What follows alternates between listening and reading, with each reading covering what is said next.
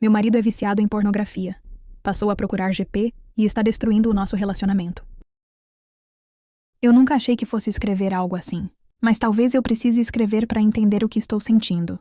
Não é só raiva, ou dor, ou decepção. É um buraco estranho no peito. Como se eu tivesse me perdido de mim mesma em algum lugar no meio disso tudo. Moro com o Bruno há 2 anos. No começo éramos aquele casal que todo mundo inveja. Amigos antes de tudo. Cúmplices, loucos um pelo outro. Mas nos últimos meses as coisas começaram a desandar. Pequenas brigas por nada, silêncios que duravam dias, uma frieza que se instalava como um hóspede inconveniente. E mesmo assim, depois de cada discussão, a gente se abraçava no fim do dia como se dissesse, vai passar. Só que não passava, só acumulava. Comecei a notar que ele estava estranho. Escondia o celular, virava o rosto quando eu me aproximava. E um dia, num impulso que até hoje me dá vergonha, peguei o celular dele enquanto ele dormia. E ali estava. Uma conversa perguntando o preço de uma garota de programa. Eu senti um soco no estômago. Me vi ali, parada, com o coração martelando no peito, tentando não gritar. Comecei a duvidar se realmente sou bonita. Se os olhares e comentários são reais. Vale a pena ir à academia e ficar bem para minha autoestima? Na cama eu sou disposta a tudo com ele. Eu acredito que entre 4 paredes vale tudo entre o casal. Fiquei com muitas dúvidas e perdendo a autoestima. Então precisei confrontar ele. Ele negou no começo. Disse que nunca fez nada. Que só estava curioso. Que antes de estar comigo tinha um vício em pornografia, mas que nunca me traiu. Que aquilo não significava nada. E eu acreditei. Porque eu queria acreditar. Fizemos um acordo. Ele teria uma chance. Eu estaria disposta a caminhar com ele, a entender, se ele fosse sincero e tentasse mudar. Nos dias seguintes, ele prometeu mais do que cumpriu, e eu me agarrei às promessas. Achei que o amor bastava, mas bastou 1 mês. 1 mês para tudo desmoronar de novo. Naquela noite eu vi as novas mensagens. Vi ele procurando outra GP, negociando, e eu fiquei paralisada. O choque já não doía tanto quanto da primeira vez. Doía de outro jeito. Um jeito que mata por dentro. O da confirmação. O da certeza de que a confiança foi embora. Dessa vez ele relutou em admitir. Disse que não sabia por que fazia aquilo. Que era só curiosidade. Que ia parar. Que me amava. Sempre as mesmas palavras. Vazias, gastas, enferrujadas. Foi aí que a chave virou em mim. Eu olhei para ele. Para aquele homem que eu amei tanto. Que eu defendi, que eu perdoei. E disse em voz baixa. Eu não sei mais quem é você. Mas mais do que isso, eu não sei mais quem sou eu perto de você. Ele ficou me olhando como se esperasse mais uma chance. Mas essa mulher não existe mais. Mas foi justamente naquele silêncio que se seguiu. Depois de noites sem dormir. Depois de banhos longos em que eu me abraçava. Sozinha tentando entender como deixei tudo chegar ali. Que algo dentro de mim começou a mudar. E não era só o fim do amor cego. Era o nascimento de um tipo de coragem diferente. Uma coragem que não gritava, mas que observava. E então, ao invés de confrontá-lo naquele dia, eu resolvi investigar mais a fundo. Comecei a reparar em detalhes que antes eu ignorava.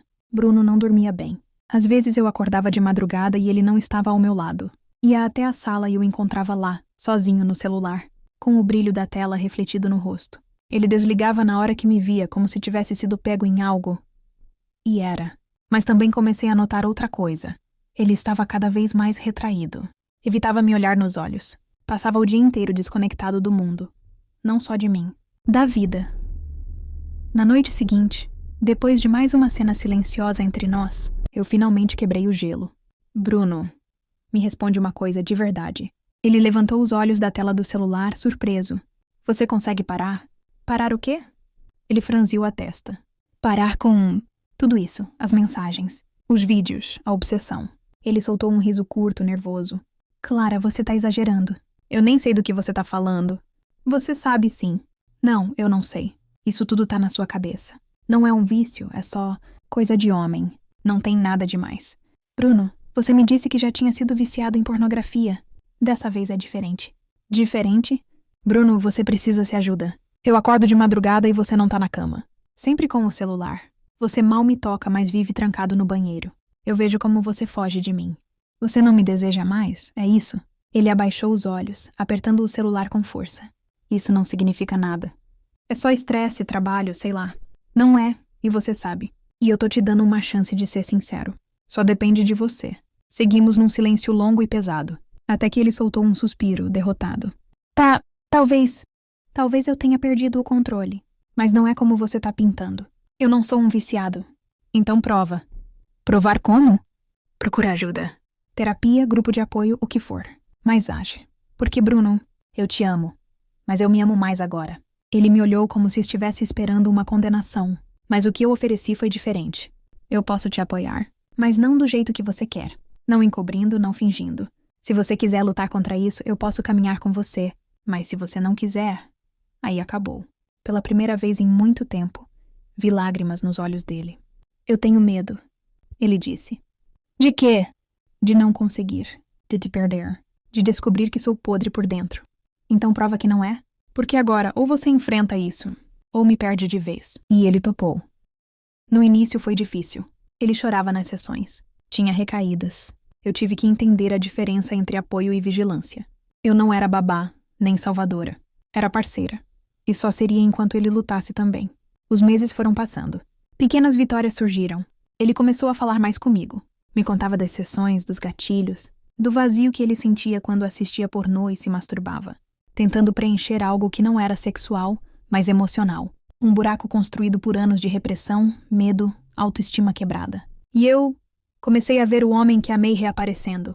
Mais humano, mais falho, mas também mais verdadeiro. Uma noite, depois de quase 4 meses de tratamento, ele me olhou com carinho e perguntou: "Você ainda me deseja?" A pergunta me surpreendeu. E doeu. Porque por tanto tempo eu não soube responder.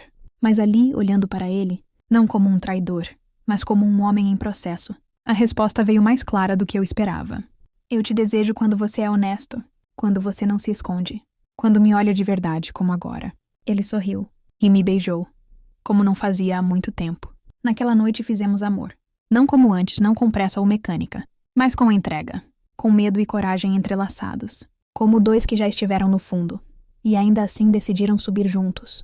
A estrada ainda é longa. Ele ainda faz terapia. Eu também comecei, para entender meus próprios limites, minhas escolhas, minhas dores. Mas hoje, eu olho para ele e vejo alguém tentando.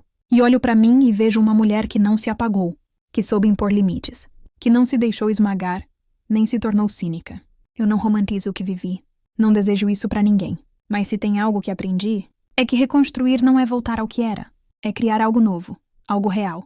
E se esse novo vai durar, eu não sei. Mas agora eu caminho com os olhos abertos e com o coração em paz. 1 ano se passou após o início do tratamento. E eu vou atualizar vocês. E eu acredito que essa será a última postagem. O tempo tem uma maneira estranha de curar. Não com mágica, mas com pequenas repetições de confiança, com gestos consistentes, com silêncios que não doem mais. Bruno e eu estamos juntos. Ainda. E melhor do que estivemos em muito tempo. Ele continua a terapia, agora com menos frequência, mas ainda comprometido. De vez em quando, ele compartilha coisas que descobriu sobre si mesmo. Às vezes ainda chora, mas são lágrimas de quem se reconstrói, não de quem se esconde. Eu também me reconstruí. Comecei a cuidar mais de mim, do meu tempo, da minha autoestima. Aprendi que amor saudável começa dentro da gente. E que perdoar alguém não significa apagar o que aconteceu, mas decidir o que fazer com o que sobrou. Nosso relacionamento não voltou a ser como antes. E graças a Deus por isso. Porque o que temos hoje é mais consciente, mais verdadeiro. Com erros, sim. Com dias difíceis, mas com presença. Na semana passada saímos para jantar. Nada especial, só um restaurante novo no bairro. No caminho de volta, ele segurou minha mão no carro, como fazia no início, sem dizer nada. E eu olhei para ele e vi paz. Não porque esquecemos o que vivemos, mas porque enfrentamos. E escolhemos a cada dia não repetir os erros. Antes de dormir, ele me puxou para perto e disse: "Obrigado por não desistir de mim. Eu não teria ficado se você tivesse desistido de si mesmo." Respondi. Ele sorriu e me beijou na testa. Ali, deitada em seus braços, eu entendi que algumas histórias não terminam no ponto final. Elas apenas respiram, mudam, amadurecem. E às vezes, mesmo depois da dor mais profunda, é possível amar de novo, com mais verdade, com mais coragem, com mais alma. Agradeço a todos que me apoiaram. Obrigada por ter assistido até o final. Curta esse vídeo e comente se a atitude para salvar o relacionamento foi a correta. Deixe a sua opinião. Até a próxima.